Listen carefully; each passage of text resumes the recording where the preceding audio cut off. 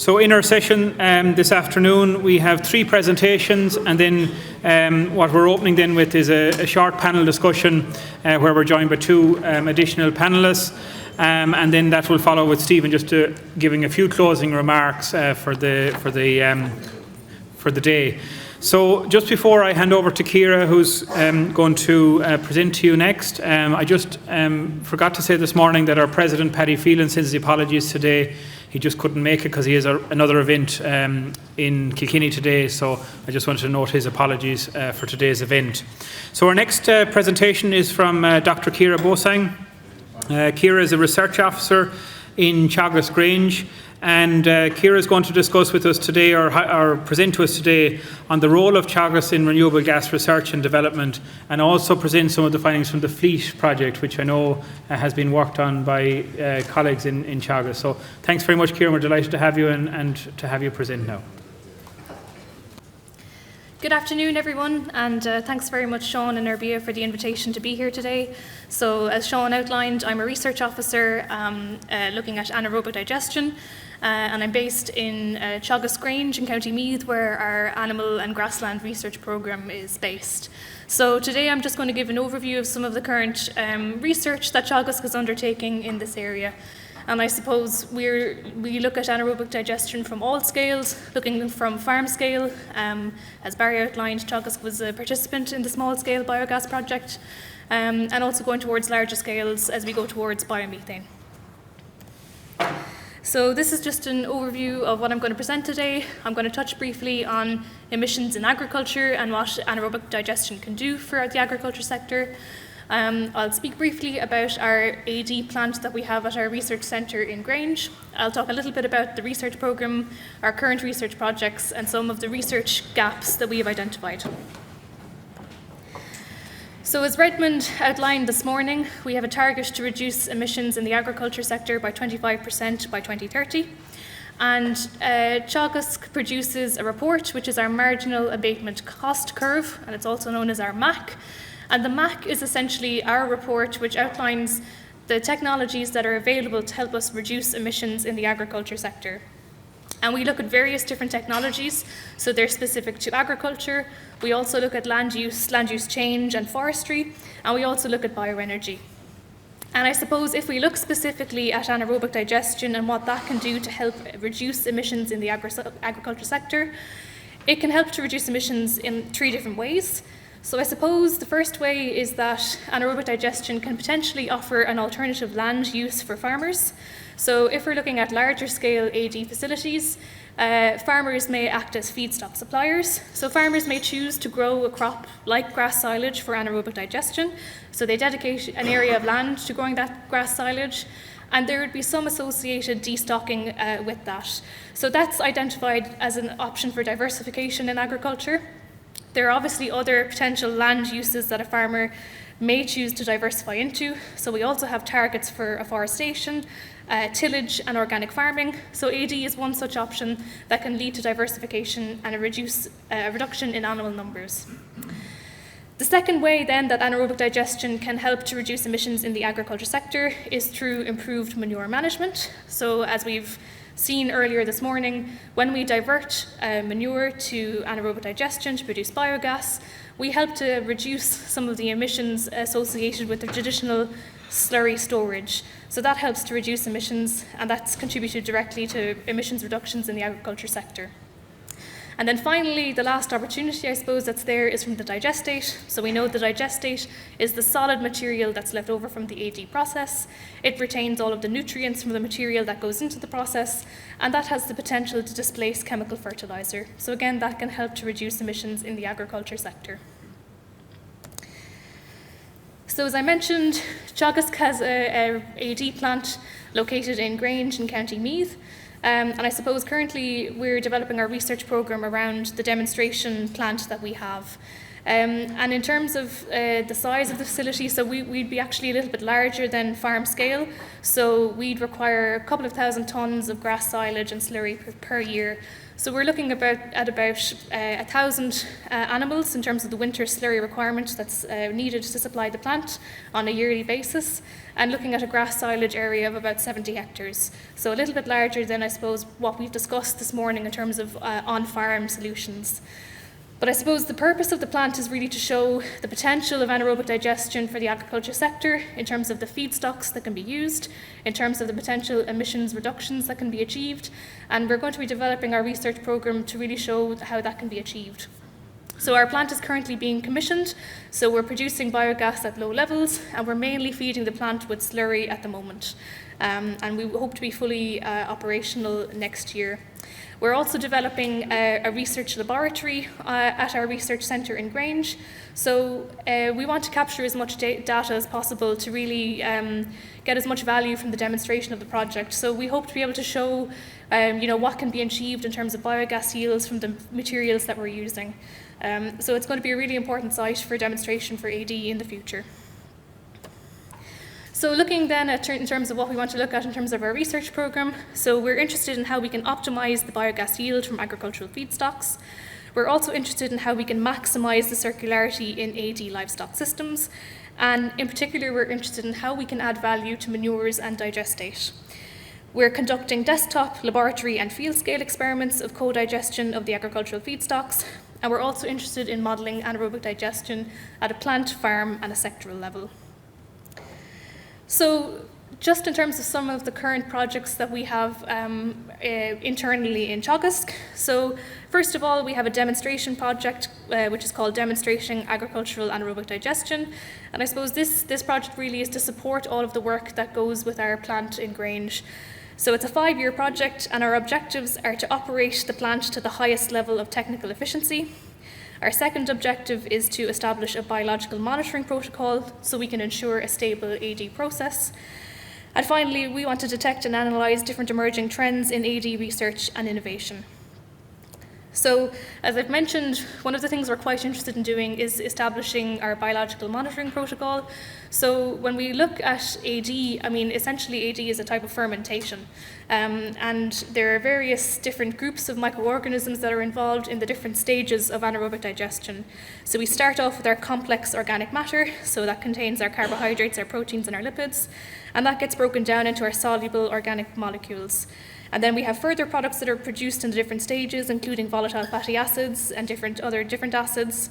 And I suppose our end product that's of most interest is the biogas, and that contains mainly methane and carbon dioxide. So when we're using agricultural materials, it is a relatively simple process. So you don't need too much monitoring when you're looking at agricultural AD, but I suppose there are still challenges in ensuring the stability. So the purpose of our plant is really going to be capturing as much data as possible, and we want to be able to share that with other AD operators to show how these feedstocks can be used sustainably in an AD plant. So that's going to be an important piece of our work in terms of the biological monitoring. The second project that we have is due to commence at the beginning of next year, and this is looking at the improvement of methane yields from agricultural feedstock. So this will be supported with a PhD student, and it's in collaboration with the University of Galway. And I suppose in this work there's a couple of different areas that we want to look at. So the first one is looking at grass as a feedstock and looking at its value as a material following the extraction of protein. So we want to see, when we extract protein as a valuable product from grass, what can we do with the remaining fraction, and does that have value as a feedstock for anaerobic digestion? We also want to look at pre-treatments for feedstocks, and this will mainly be done at a laboratory scale. So we want to see what kind of treatments we can use, like chemical or thermal or mechanical treatments that may potentially increase the biogas yield of agricultural feedstocks. The next area of work that we're interested in is looking at fugitive methane loss from AD plants. So some proportion of biogas may be lost at different stages of anaerobic digestion from various parts, maybe from the pressure release valve or from the dome covering the tank itself. So it's important that we measure and monitor any losses that occur from AD plants. So we want to try and quantify that, and we want to identify what are the best practices available to reduce methane losses. And this is, I suppose, an area of work that's been done really successfully in Denmark. So they have a voluntary monitoring program, and they've done a really good job, I suppose, of getting a handle of what kind of losses are happening and what are the best available management practices to reduce the losses. And it can be addressed in a very easy manner. And then finally, the other area that we'd like to look at is looking at life cycle assessment of co-digestion of the feedstocks. And we want to take into account the improvement of the biomethane yields from the pre-treatments and also the reduction in losses from fugitive emissions. So we've mentioned already the importance of digestate as another byproduct from the AD process and the value that that has as a fertilizer. So digestate increases the nutrient availability of an organic manure. We also have an improved carbon to nitrogen ratio. And as we've said earlier, we have an increased ammonia content in the digestate. So while in your cattle slurry about 65% of the nitrogen is available as ammonia, we have about 85% available in the digestate. So that increases the availability of the nitrogen, and the digestate has really good potential as a biofertilizer. With that, we need to be mindful of potential increase for ammonia emissions. So it's important that potentially the digestate is spread using low emission slurry spreading. So you can see in the table here, this gives you an indication of the typical nutrient contents for your cattle slurry compared to your digestate. So I suppose this is going to be a really important area going forward, looking at the nutrient availability and the potential of anaerobic digestion plants to create organic fertilizers. So I just want to mention briefly some of the other research that's happening in other research centres in Teagasc. So in particular, Johnstown Castle is where our environmental research centre is based, and there's a good bit of work being done there, particularly on emissions on manure management and slurry management. So this is a piece of work that was done by my colleague Sean Connolly and also Dominica Crowell. So it's looking at the potential of mitigating emissions from slurry storage. So in Johnstown Castle, they have facilities where they can conduct experiments in chambers for slurry storage. So in this case, they were looking at incubations of cattle slurry for 40 days, and the facility has climate-controlled chambers where the emissions can be measured. So this piece of research was looking at the potential of a slurry additive to help reduce emissions from stored slurry. And at this scale, they found that the additive could potentially reduce the methane emissions by about 63%. So this is really encouraging.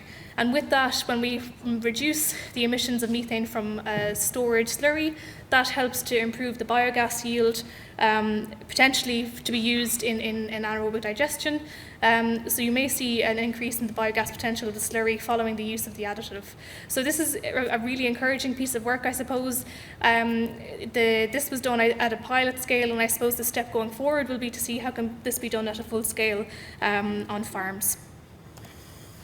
Another important piece of work that's being done in Johnstown Castle relates to the spreading of the digestate and looking at the agronomic and environmental impacts. So this work is being done by a PhD student, Ali Sultan Khan, looking at the impact of spreading digestate on land. So currently we have an emission factor in Ireland for when we spread slurry on land, and we know the greenhouse gas emissions that are potentially associated with that.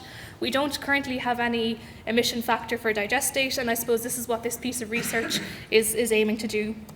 So Ali he's finished his field trials, and he's currently reviewing and writing up his results. So he looked at different sward types, so looking at ryegrass and then ryegrass clover mixes and also multi-species mixes, and compared different nitrogen sources, so looking at digestate versus an inorganic fertilizer, and then compared the different application rates. So this is going to be an important piece of research to show what the potential emissions are from digestate when it's spread on land. So that work will be published shortly in a peer-reviewed application. And then finally, the last project I want to mention is the FLEET project. So FLEET is looking at farm-level economic, environmental and transport modelling of feedstock solutions for regional anaerobic digestion plants in Ireland. So again, this is probably looking at a slightly larger scale compared to our farm scale applications, and looking at the regional supply of feedstocks. So this piece of work is being led by my colleagues Fiona Thorne and Maurice Deasy, who are based in the Rural Economy Programme in Teagasc. And this project was co-funded by SEAI and Gas Networks Ireland. So one of the pieces of work that they conducted was looking at the economics of existing feedstocks. And to do this, they used the Teagasc National Farm Survey. So in their analysis, the years that they were looking at were between 2018 and 2020. And when they were looking at the potential of the feedstocks, they excluded any land use charge or rent, and they also excluded any capital expenditure, for example, looking at the silage pits. So when they were modelling the crop for anaerobic digestion, they looked at grass silage and they looked at a perennial ryegrass clover mix. And you can see some of the assumptions that they used in their modelling. So they were assuming 3 cuts per year, assuming a fresh weight yield of 14 tonnes of dry matter per hectare. And they were assuming that some of the digestate would be reused on the crop, with P and K fertilisers then to be used to balance the offtakes. So what they wanted to do is they wanted to look at if a farm decides to grow grass silage compared to their existing farm enterprise, what impact does that have on the economics per the farm? So they modelled the price of the silage at 3 different price points. So they looked at €40 per tonne, €35 per tonne, and €30 per tonne. And you can see they looked at 5 different farm systems, and these are directly related to the farm systems in the National Farm Survey. So they looked at cattle rearing, cattle udder, sheep, tillage, and dairy. And I suppose the first thing you can see from the graph is that if you're in a dairy enterprise, currently it's not profitable for you to grow grass silage as an AD feedstock compared to your current farm system. Similarly for tillage, it kind of depends on the price that you get for the silage. So potentially at a higher price for the silage, it may be more profitable. And indeed, growing grass silage in a tillage system, it may be more profitable than the least profitable crop that's in the rotation. Whereas if we look for the other farming systems, so cattle rearing and sheep farms, potentially growing grass silage may be more profitable on a per hectare basis compared to the existing farm systems. So this was an interesting piece of work to look at what the potential is of supplying grass silage as an AD feedstock. So another piece of work that was done in the Fleet project was looking at, I suppose, farmer attitudes towards AD and their willingness to adopt. And this was done based again on the National Farm Survey. And I suppose it's important to note here that this is again looking at a more regional level, so looking towards larger scale AD facilities. So they asked a number of questions, asking farmers if they were interested in supplying silage, were they interested in producing silage using low nitrogen inputs, and were they interested in supplying slurry. And you can see in the majority of the cases in the orange bar, farmers weren't necessarily interested in supplying silage or slurry to AD plants.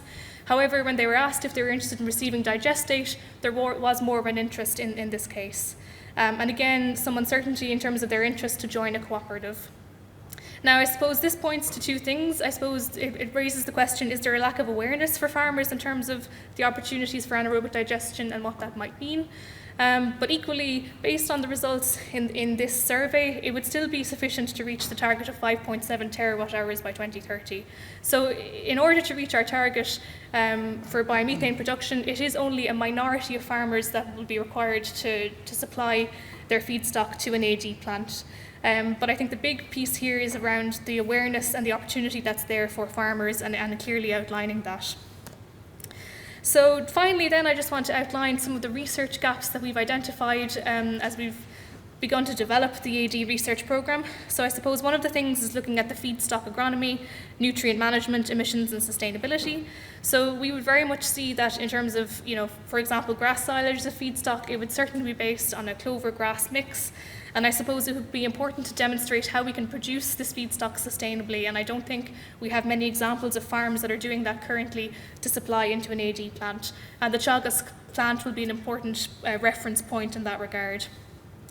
Another area is looking at pre-treatment, so looking at the potential of biorefining. So can we process materials before they're added to a digester to get the maximum value from them? And also looking at further optimization of the process. As I mentioned, looking at fugitive emissions is important to consider. Can we reduce as much as possible any methane that's lost to the environment? And that's important not only from an environmental perspective, but also from an economic perspective, because we want to retain as much of the gas that we're producing as possible. Finally, then, a number of different areas relating to digestate, so looking at further processing of digestate for the production of fertiliser or hydrogen, looking at different fertiliser products and the potential emissions from digestate and the opportunity for sequestration. And finally, I suppose, a number of questions remaining regarding the economics and looking at the potential of carbon farming. So that's just an outline of some of the research that's ongoing at the moment. So happy to take any questions and looking forward to the panel discussion later on. So thanks very much.